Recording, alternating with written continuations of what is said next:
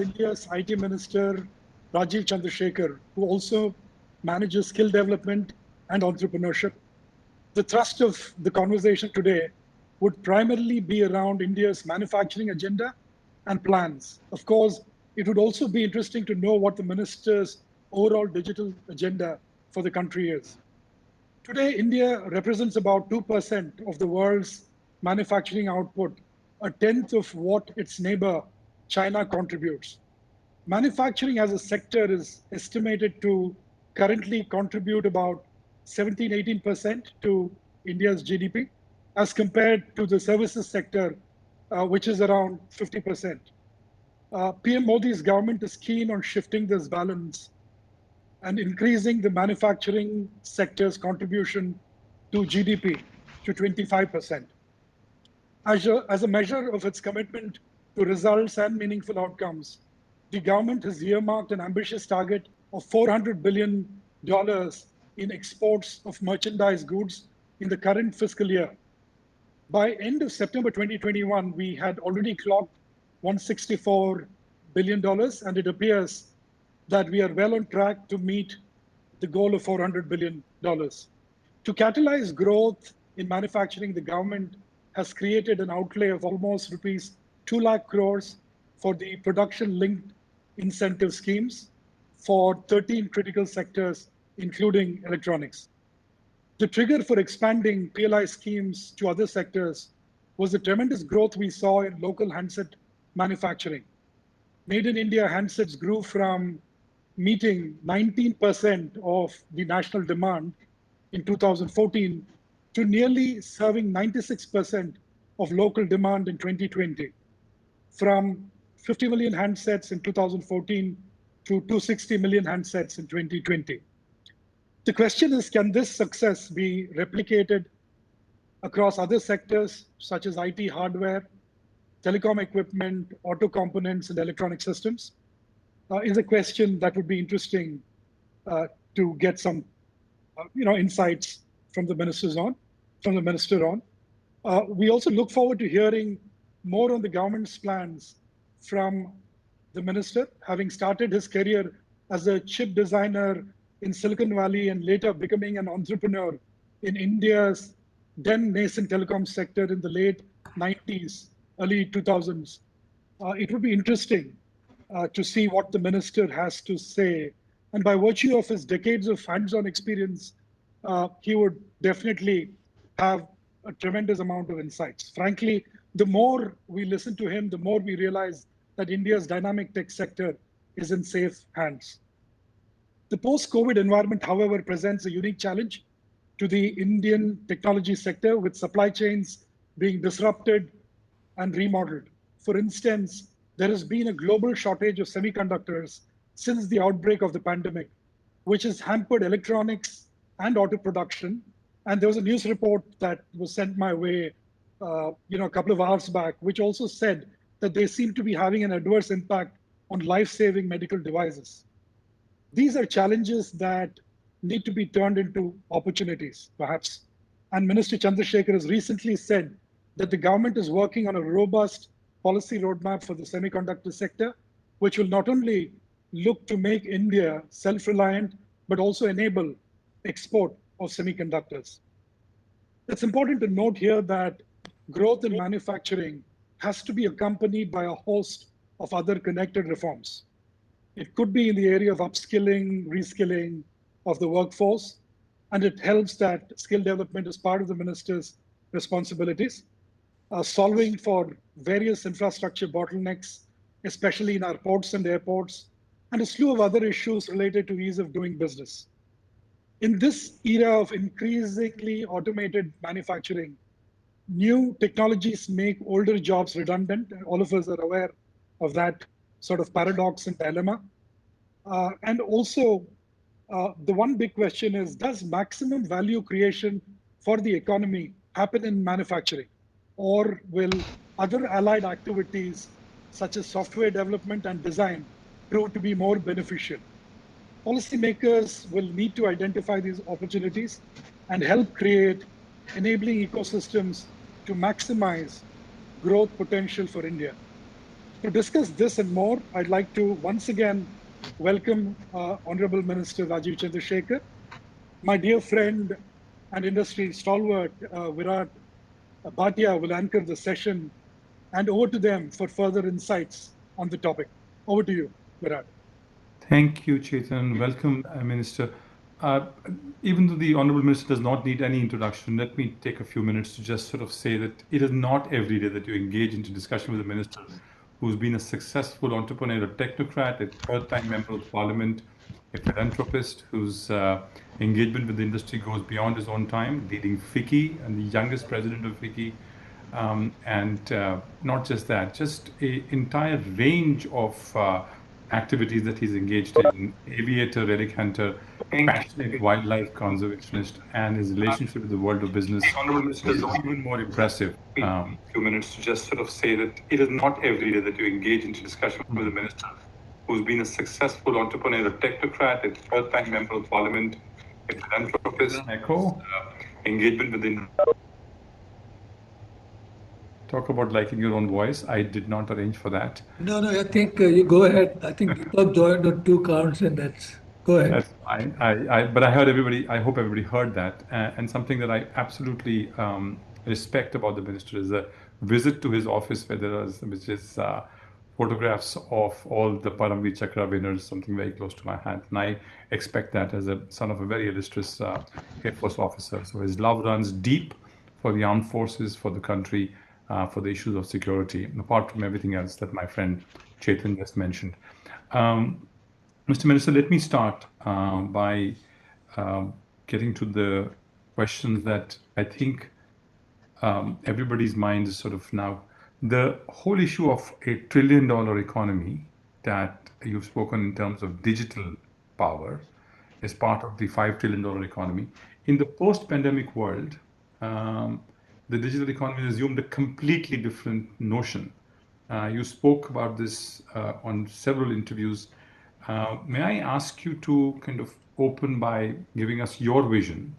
I know you've just completed 100 days in office. It's always a good milestone. On what you think is the future, at least over the next, let's say, 6 months and over the next 3 years or so. How do you see this progressing, and then where are we headed, and specific issues that you might want to address, and then we can get into a discussion. Thank you. So first of all, let me thank you for having me this evening. Thank you, Chetan, for that warm welcome. Thank you, Virat. Look, I think, and I understand the theme of this program or this set of conversations that you're having is about the economy and reimagining, rebooting, and reforming. That's the theme I understand. And look, if you look at India before COVID and you look at India today, and I just used the example of October 21, 2021, where we've crossed 1 billion vaccination shots, a process that started just a few months ago, amidst great skepticism. I mean, the number of people who went about talking, editorializing, and holding forth, waxing eloquent about the perils of setting a high target like this, and how India is just it's not possible, and we're incapable, and all of that. And I think a message that went out yesterday is a message that essentially goes out and resonates for more than just the vaccination and the pandemic. It is about, we have a new approach, new confidence in some ways about how we see the future of India.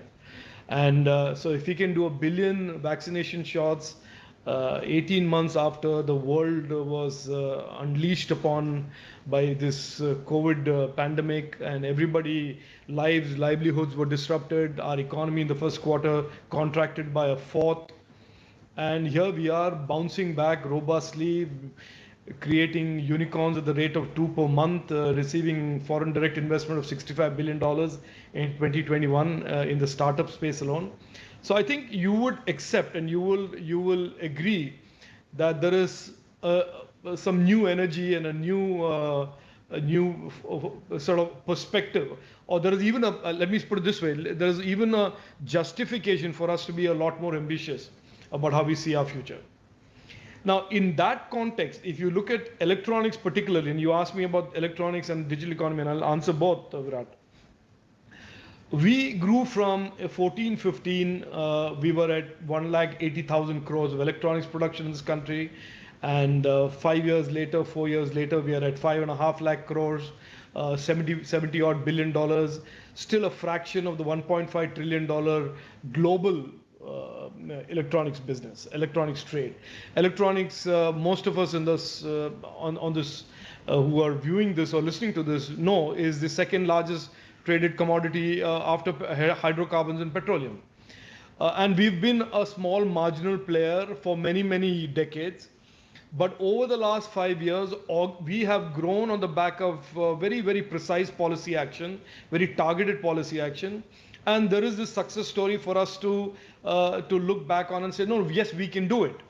And then we have on top of that, layered on top of that, clearly these changes in the global value chain that is happening around the world post-COVID, where words like trust have started embedding themselves in how people see supply chains and value chain. And therefore, it is but natural for India to sit back under the leadership of our Prime Minister and say, look, when there is so much of demand and appetite for trusted value chains, why are we not resetting our ambitions from growing this 3x in 4 years to something much more significant in a step function manner? And why don't we look at a much bigger appetite and a much larger ambition in terms of the electronic space? And that is precisely what the Honorable Prime Minister has directed the Government of India to think about, talk about, act on. And so therefore, to answer your question squarely, Virat, and I think Chetan was alluding to that in his introduction, we are extremely clear as Government of India.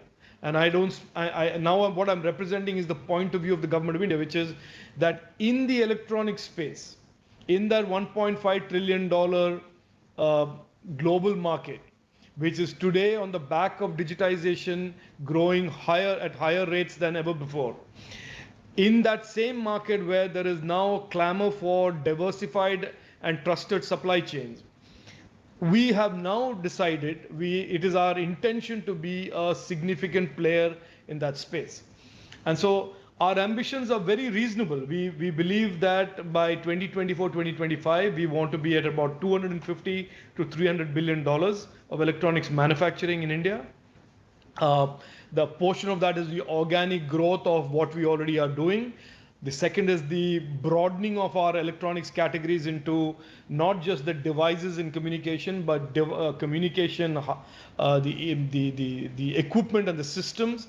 And on the compute side, which is compute and communication, looking at all of these other categories of IT hardware, servers, tablets, laptops, etc., etc. And then extending that to automotive, medical electronics, and so on and so forth. So we see India being a very significant player, a significant provider of trusted goods, trusted services to the global market. And that is an opportunity that is there for us to act on, and that is what we are acting on. And that's why I say in all of my industry meets, I keep saying I try to simplify things, and I don't want everything to be a 1-hour conversation. So I say I sincerely think this is the Y2K moment for the entire digital economy and all stakeholders in the digital economy. That there is this, the world is looking for this diversified supply chain, and I think India can deliver on that. Obviously, I would like India to deliver on all 100% of that opportunity, but we are realistic. There are other countries that are also in the race for that, and we hope to get a significant piece of that pie. So that is the background to this $1 trillion ambition. But the ambition is not just made up out of nothing. It is built up with stacked pieces that we believe are very realistic targets and ambitions to be met.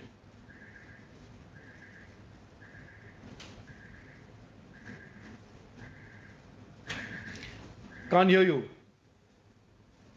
Thank you for your opening comments.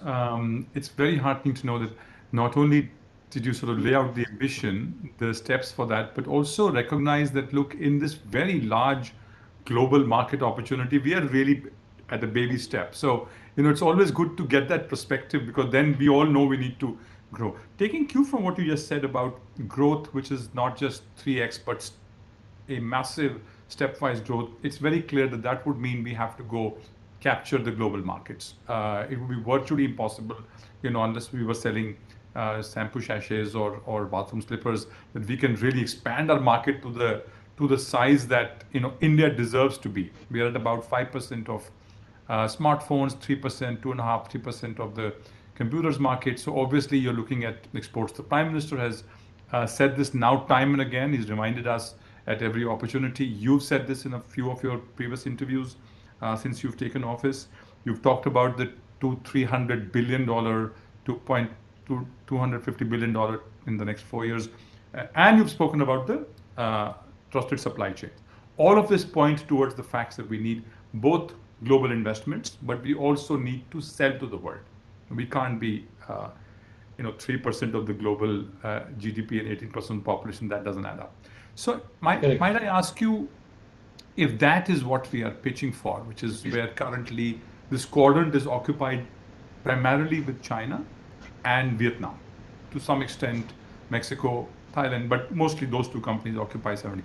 What do you think, sir, should we be doing? Is the government doing? How do we get this competitiveness going? Because one thing to sell to yourselves is totally another thing to sell to the world, because that also ensures that nobody else can sell to you because you're so competitive. So if I can just request your views on that part, because this is a tremendous ambition, probably the only way to get to the number you outlined. Yeah, so Virat, I want to bring in a little nuance there, which is that please also understand there is another dynamic that is underway, which is, there are many things that are happening now post-COVID. The global supply chains are changing. India's ambitions are increasing. Our capabilities are increasing. But we are also digitizing at a very accelerated rate. So there is this high rate of digital adoption that we predict for the next 3-4 years, even including our own digital consumption growth. This represents a huge opportunity for those not just to export, but also to sell to India, because otherwise we would be importing. So I just wanted to lay that out there for you to understand, and for everybody to understand that digital adoption, which was a real, one of the things that IT, for example, the IT category, people would always complain, the market isn't big enough. The mobile guys never complained about that, because mobile teledensity and the cellular sector had really picked up, and so there was an argument for a domestic market. The argument against the IT hardware was that digital adoption in India is still nascent. The internet is still the low penetrations of the internet, etc., etc. And over the last 3-4 years, the delta H with the internet is now being accessed by and is available to and is covering Indians. And the digital adoption that has been accelerated by these public platforms like fintech and all of the more and more of government going online and offering public services to citizens. And the fact that the government is deeply invested in, the Narendra Modi government is deeply invested in using technology to be the bridge between citizen and government. And I'm sorry to belabor this point, but I wanted to make this point. And the fact that the BharatNet and the rural teledensity and the rural connectivity piece is going to fall into place in the next 2 to 3 years, bringing another 400 million odd Indians into the internet space, means that the market for digital products in India is also going to shoot up with digital education, digital skilling, digital health, and all of these other new applications. So,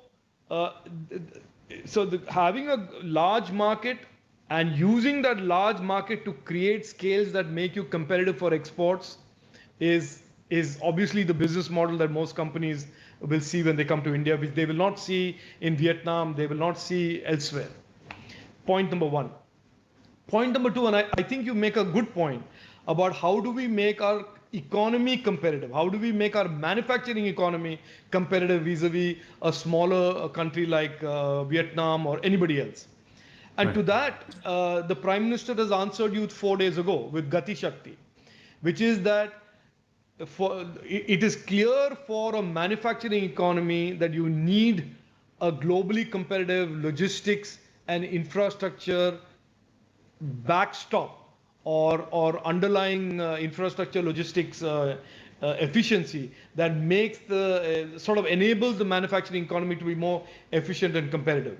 So if you see what is happening today, is that the opportunity is not just about rhetoric and talking up numbers in speeches. There is policy action at every level of this opportunity. So at the top end, the policy actions are PLI, incentives to bring in investments, create jobs, etc., etc. And on the furthest end from that, there is this whole effort to make sure the logistics ecosystem, how things come in, are imported, value added, and then either sold domestically or exported. That entire piece is world class in terms of standards and is competitive cost wise vis-a-vis any other competing economy that says that X percentage of your cost of production is to do with logistics, freight and trade and so on and so forth, and that we want to keep it. So there is an overall all of government approach to the electronics ambition that India has laid out.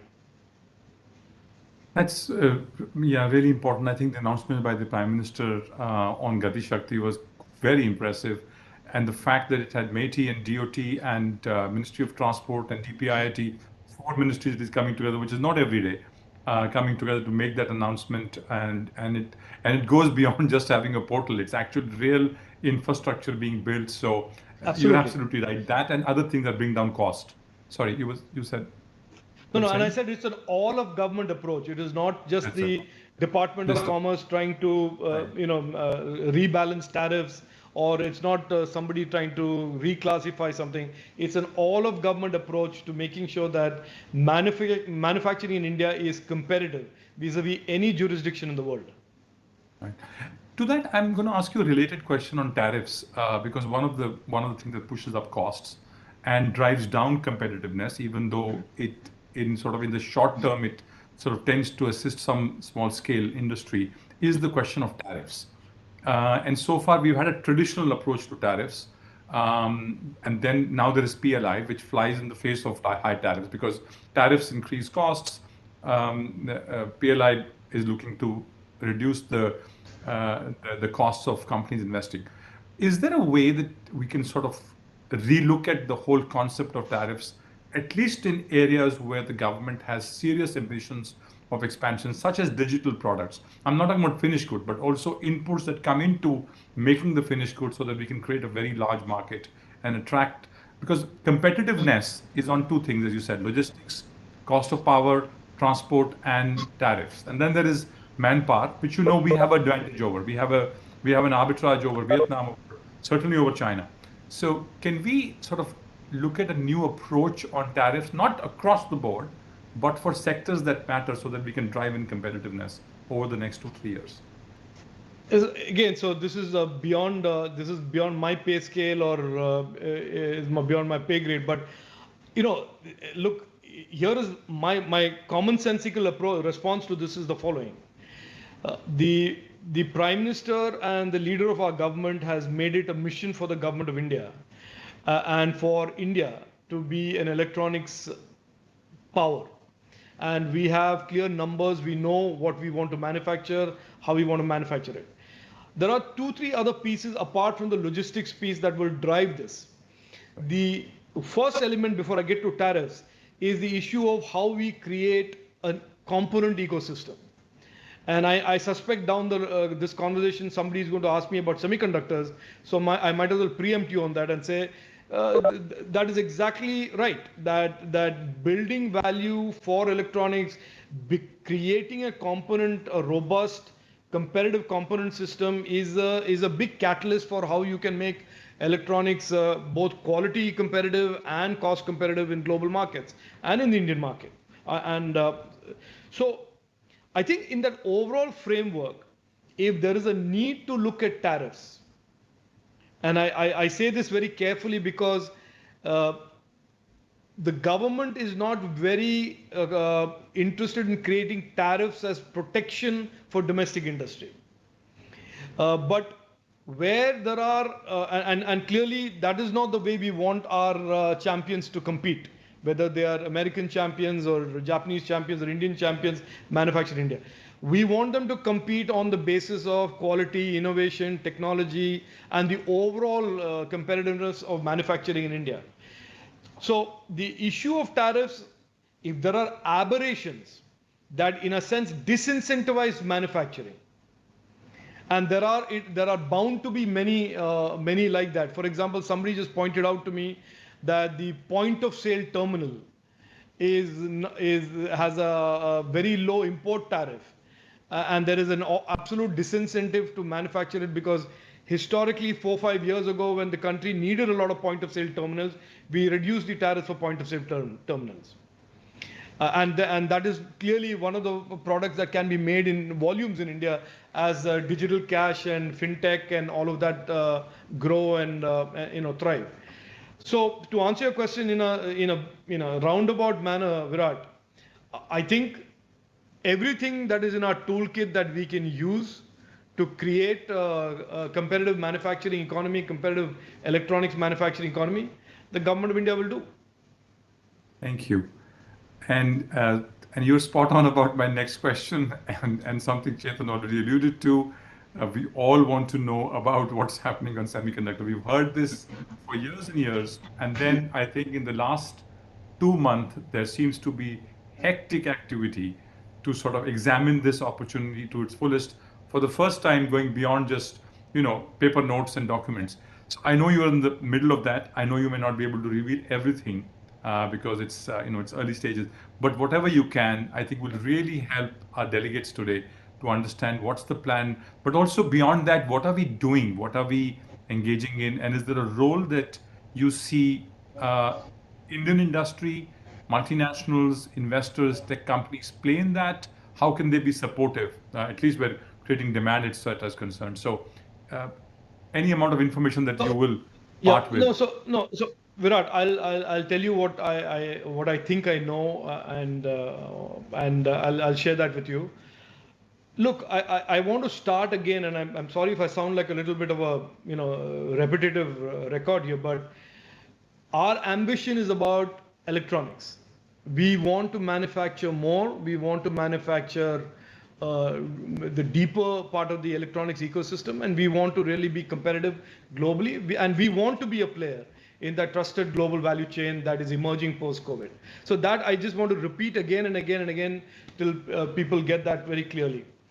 And to that end, it is clear that anybody who understands technology today, even you don't have to be a great expert on it, that in the compute, in the communication side, in automotive, as electronics and digital intensity is increasing in almost every product category, the one common theme across, apart from the PCB and apart from the other passive components, is semiconductor. Semiconductor ranges from logic devices, controllers, memory, all of that. And so whether you're driving a car today, or you are using a phone, or you're using a laptop or a wearable, or anything, the semiconductor is something that you cannot think of electronics without. Now, it is also clear that post-COVID, there are concerns about the existing supply chains of semiconductor. And countries are increasingly looking to create strategic autonomy, strategic security around the semiconductor supply chain. So, and India is no different, especially since we have this ambitious vision of electronics manufacture. However, our approach may be a little different from other countries in that it is an ecosystem approach. And this is mandated by the Honorable Prime Minister, and we are not looking at bits and pieces, nor do we want to look at this as a headline-grabbing initiative for the next 5 months. This is something about creating a deep, sustainable competitiveness in the semiconductor and component space for the next many decades. And there, I just want to share one basic nugget in terms of our thinking for all of you, which is about this ecosystem model, which is that in the next 5 to 7 years, and for those who understand technology, you know that Moore's law, which has been guiding the performance of microprocessors for all these years, and has made the software and the design guys kind of depend a little bit on hardware performance growth of a certain rate every year, is now breaking down. As semiconductors get more complex, the density and the nanometer size of these wafers get much, much more finer, and we are now getting into where physics is breaking down, and we're getting into all kinds of other areas. So given that Moore's law is breaking down, it is now conventional wisdom that over the next 5 to 10 years, compute performance will be driven. Let's say compute performance is 100x over the next 5 years. In that 100x, 10 to 15x of the performance will come from pure semiconductor hardware. Almost all the rest of it is going to come from semiconductor design, systems design, and software optimization, or even rewrite of software. So we are in that is the other sweet spot, Virat, when we talk about the coming together, these planetary alignments, and the reason why India has to respond to this opportunity today is that the future of technology and future of digital products is playing to our strength of design, innovation, systems design, software design, etc., etc. So this is why we are looking at semiconductor today as an ecosystem, where we want to build semiconductor design champions in this country.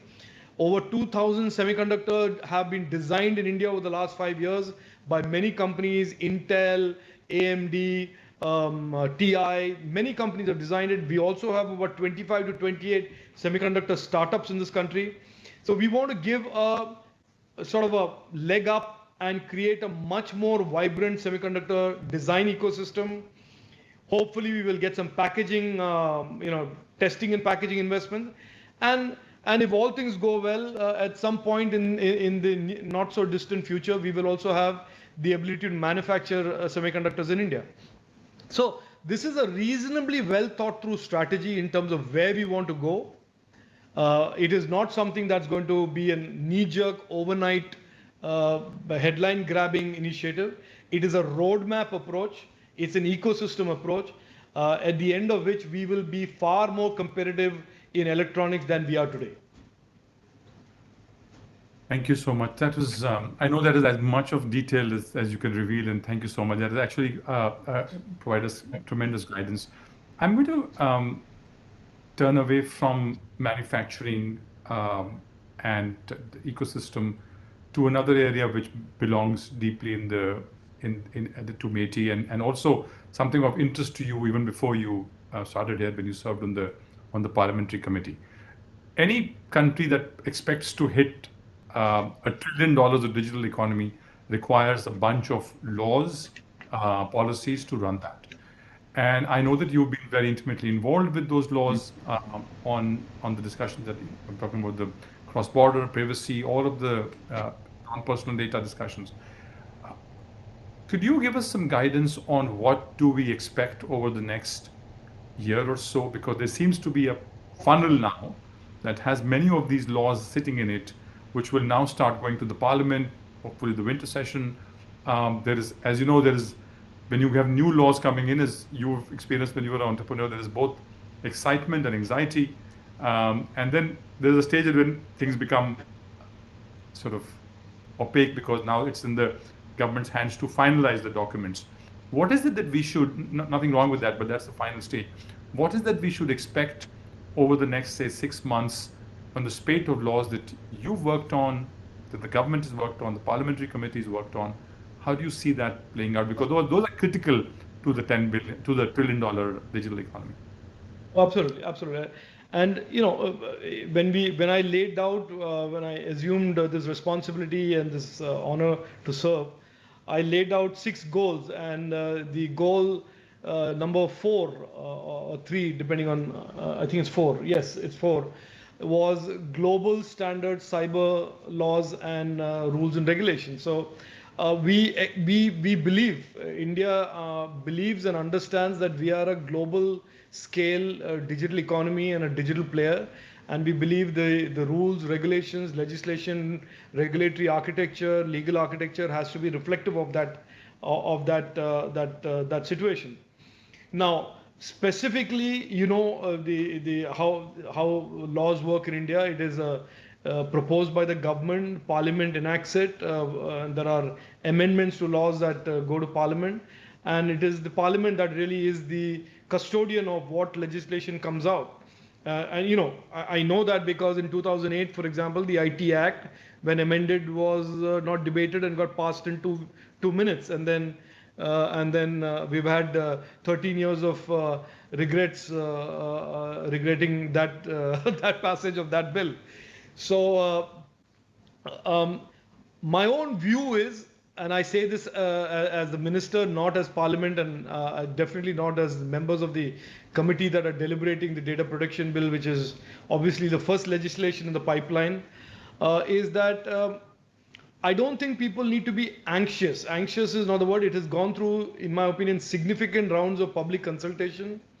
It is clear that the members in Parliament and the government all are interested in not making the ease of living and ease of doing business as binaries, but evolving a legislative framework where the consumer rights and the citizens' right to privacy can coexist with light touch regulation and not a heavy compliance obligation on companies, including startups. So that is the fine balance that I hope the legislation will achieve. But we will have to wait till it comes out of committee and it goes to Parliament. And then, I always say that one of the most gratifying things about having started this discussion on privacy 11 years ago as a sole MP and having people scratch their head and ask what privacy was, is now everybody has a point of view on privacy and data protection, which is, in my opinion, brilliant, because it means the country has woken up to this. And if there are X million people who are engaged on the deliberations of a bill, it is better for the bill. And I hope. Absolutely. So we will see when the bill comes out. Apart from that, Virat, I have made it very clear on behalf of the ministry and behalf of the team here at METI that our aim at legislation is always going to be about ensuring that certain aspects of what the consumer seeks protection for is given to him. So we are not interested in any way creating difficulty for any business or any investor or anything of that sort. We want to be absolutely an enabling ministry in terms of whatever we do and whatever we enact in terms of laws and legislation and rules and regulations. And that is the core theme. And wherever there are ambiguities, we are happy to go out there and issue FAQs and guardrails or clarifications as is required. But hopefully this is what we will take down the road. It is clear that the IT Act, for example, which is about 12, 13, 14 years old, is clearly dated for the digital world that we live in today, requires some modernization, some upgrading, whether that's going to be as an amendment, whether that's going to be a new legislation. Those are all things that we will discuss and debate with extensive public consultation, great deal of transparency, multi-stakeholderism. You have an India Internet Governance Forum coming up in November, which will be showcasing multi-stakeholderism at its best in terms of the users of the internet coming together and talking about what the future of the internet in India should be like, and hopefully representing a strong voice for a stronger representation in more global forums of IGF and other places. So that's broadly our approach to it, Virat. It will be very positive, constructive, and enabling. Thank you, Mr. Minister. Thank you for allaying the fears. As you can imagine, anxiety comes with the territory for this tribe of people. They worry about things, and that's why they kind of come to you And I also thank you for, I know in another interview you've said that, look, we'll give you enough time to adapt. It will not be imposed on you overnight. We've had some of those unfortunate pieces done in the past, and that kind of just creates a problem for everybody, for the consumers, for the industry, for the governing institution. I thank you for giving us the assurance that there will be, consultation and time. And I just want to add one thing, Virat, and I say this regularly to people who seek me out on this issue, is that we have to be also accepting of the fact that jurisprudence in this space is going to continuously evolve, and it has to evolve. We are, as MeitY and the government of India, we are tasked with, in some sense, upholding the law. We have to ensure that citizens who are increasingly going to use the cyberspace for use for education as a child or as a lady of the house for shopping, and the elderly for their benefits. We have an obligation to keep the internet and cyberspace open, safe and trusted and accountable. So that is the mandate that we will be seeking to fulfill without in any way disrupting or making it more difficult for people to do legitimate business, legitimate activities online. Thank you. Thank you so much. I'm going to turn to my colleague Chetan to bring him in for a sort of short discussion. He had a couple of questions we discussed. Chetan, please go ahead. So my question was, primarily around this whole thing of, skill development, an important portfolio, critical charter. But getting your thoughts would be interesting for our delegates here.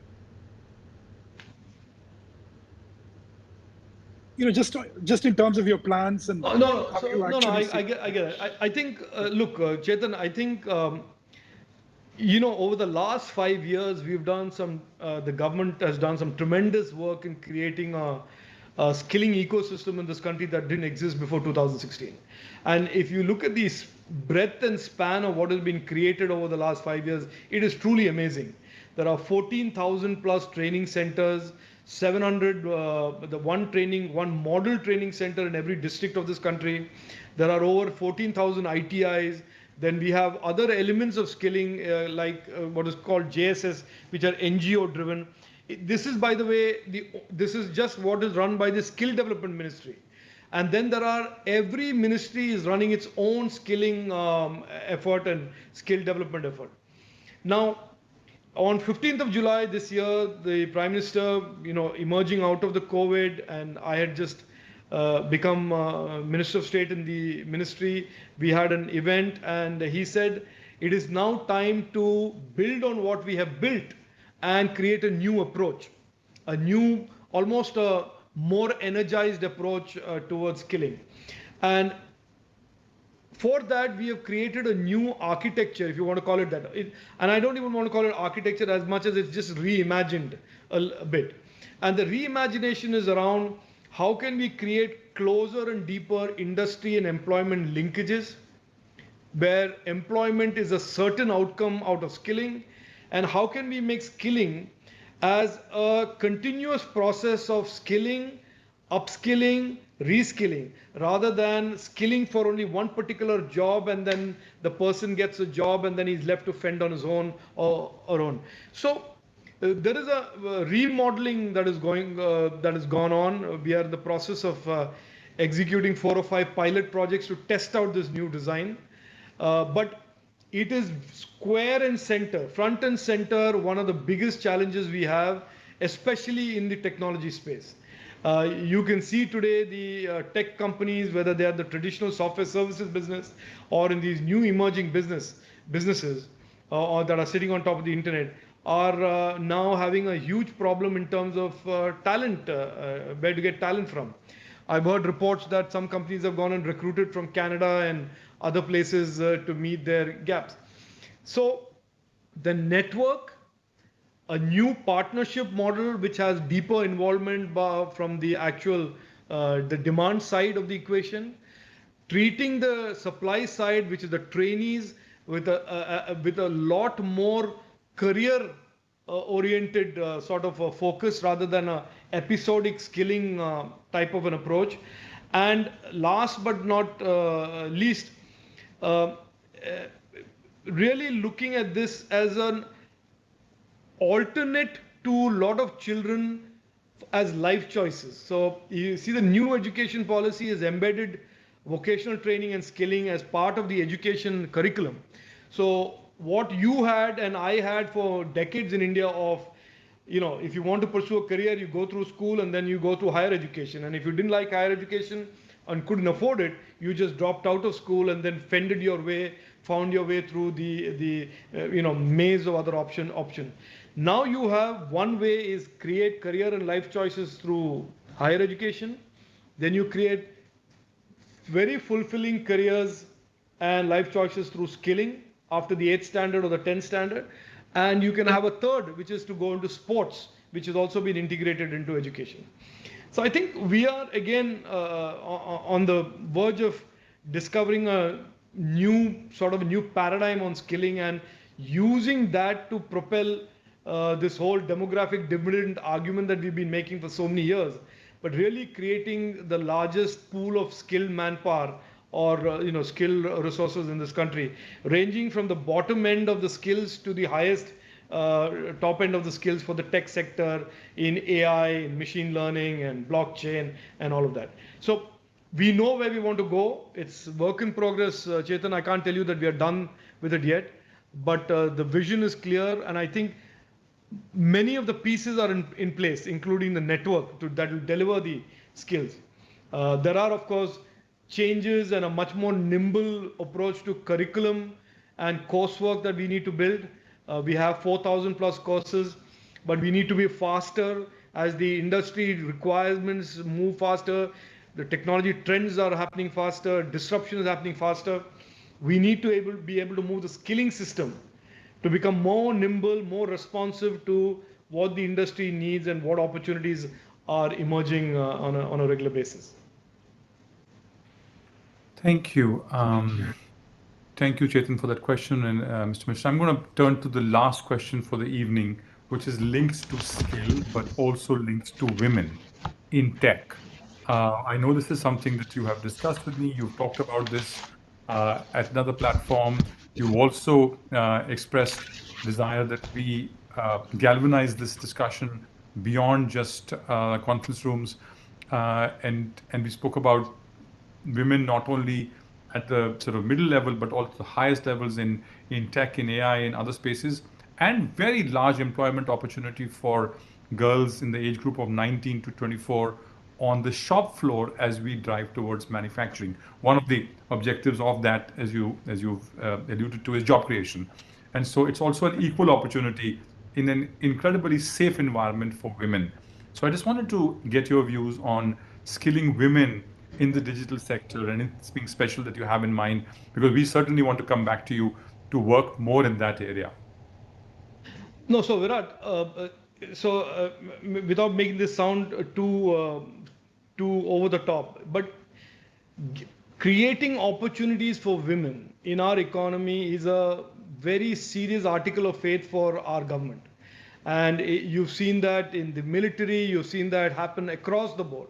And I'll give you an example of how that has translated into discovering opportunities where it didn't exist just a few years ago. For example, in the plumbing sector skill council. Now, plumbing is something you don't necessarily associate women with, but the constant pushing, saying that let's create more opportunities for women, let's create more opportunities for young ladies and girls. And the Plumbing Sector Skill Council came recently to me and showed me this wonderful example of how they've created opportunities for women trainees to learn plumbing, but position them in plumbing sales functions. And I thought that was just absolutely brilliant, because you start as a plumbing apprentice learning about plumbing, but your career pivot and your career move is to go to sales and marketing of those products and categories. So I think that is now manifesting itself across the board in many categories and traditional areas where women were just not seen as having opportunities.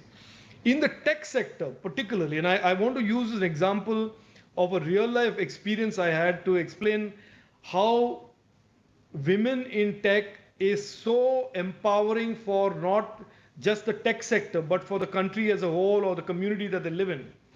I was in Jammu and Kashmir on an official trip for 3 days, and as is my norm, I asked to meet with youngsters in the colleges and ITIs and training centers and all of that, and I went into one in Budgam, and so there was these students, and ministers usually make a speech, and students' eyes glaze over, and it usually ends that way. But I started interacting with a lot of them, and we started chatting, and suddenly a group of about 7 or 8 young girls broke away from the pack and just walked up to me and said, "We want to talk to you."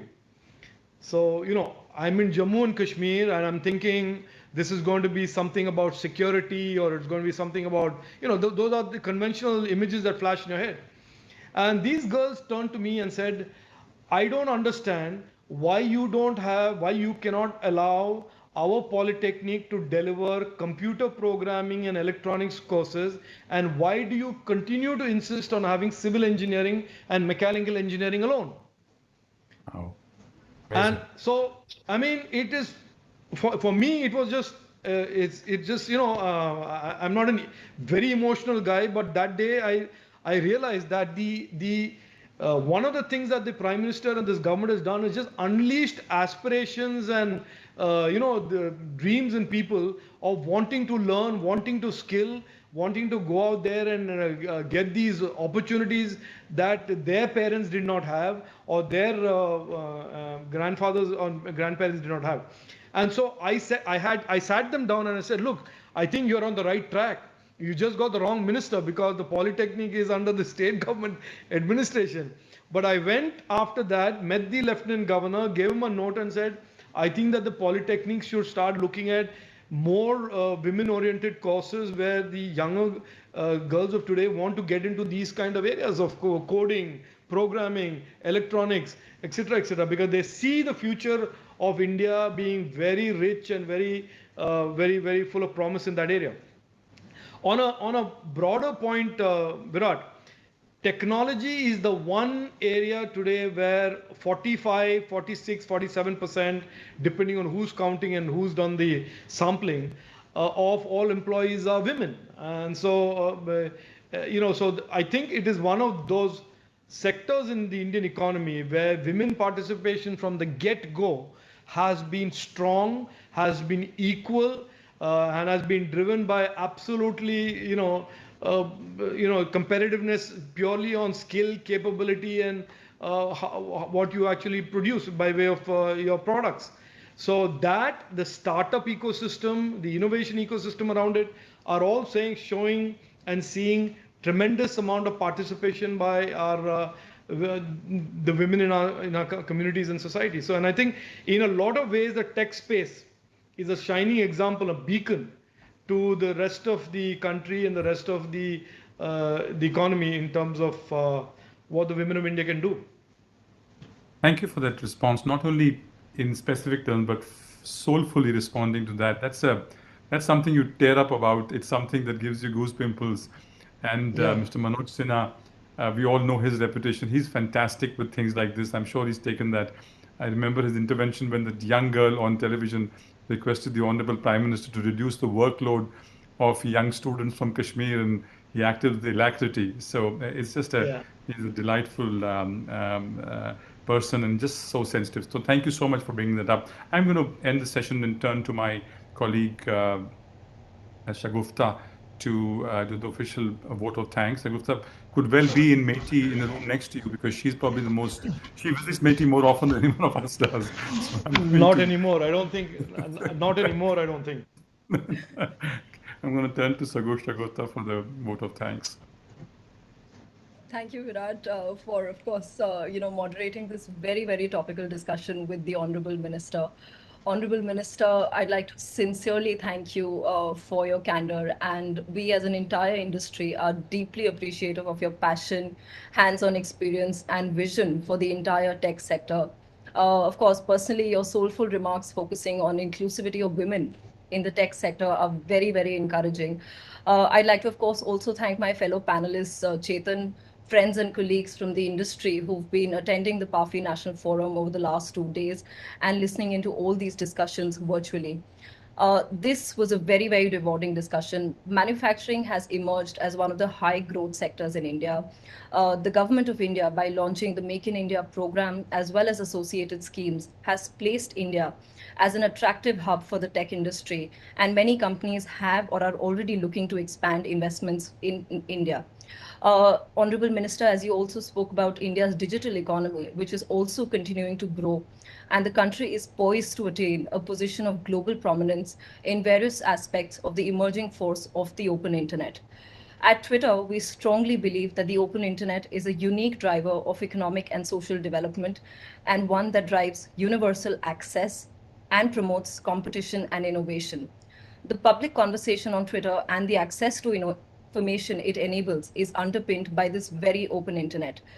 As a company, we are very, very deeply committed to India. And in line with this, as well as our global growth strategy, we've recently shared our plans to expand our engineering teams in India, a priority market, as well as one of our fastest growing markets globally. These engineering teams will continue to focus on building more daily utility for new and existing audiences with capabilities ranging from product development, research, and design, as well as data science, as well as machine learning, which are all very much the priorities within the vision that you just spoke about. On behalf of PAFI, I'd like to sincerely thank you again, as well as Virat and Chetan for leading this very, very interesting panel.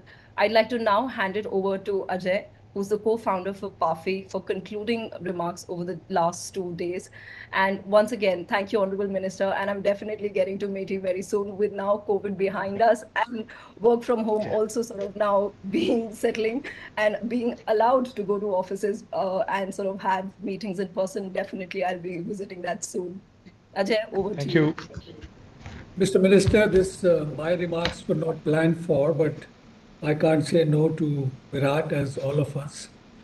Mr. Minister, it's a delight to have you, especially when we know that you were on the industry side and we've interacted in the past.